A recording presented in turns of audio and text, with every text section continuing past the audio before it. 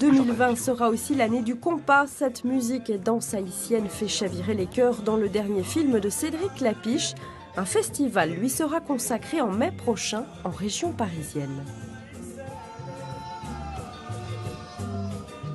Vous connaissez le compas? Non. Parce qu'il y a danse et danse. Le compas, c'est de la danse, mais la vraie danse. Je cherchais, moi, pour mon film, une danse de couple. Et j'étais plus parti sur la salsa ou le rock. Et puis, en fait, je me suis dit que le compas, c'était plus intéressant. Parce que c'est une danse plus sensuelle, plus simple.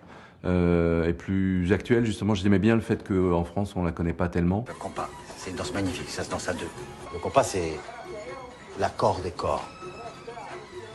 D'accord, d'accord. Bah ouais, pourquoi pas? Bah ouais. Quand j'ai vu le compas, il y a quelque chose qui est comme ce que moi j'ai connu quand j'étais petit, qui était le slow. En fait, dans les fêtes de mon adolescence, il y avait des slows et en fait, on dansait en couple.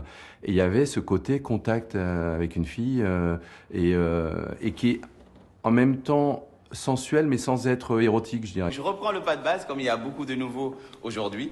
C'est Dadi et sa compagne Manuela, prof de danse à la ville, qui ont été retenus pour jouer ce rôle à l'écran.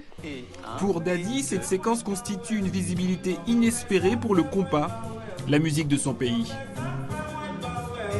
Voir aujourd'hui un réalisateur comme Cédric Lapiche s'intéresser et vouloir intégrer le compas dans son film, c'est une reconnaissance et pour la danse et pour la culture haïtienne c'est génial. C'est comme la marche. Si vous savez marcher, vous savez danser.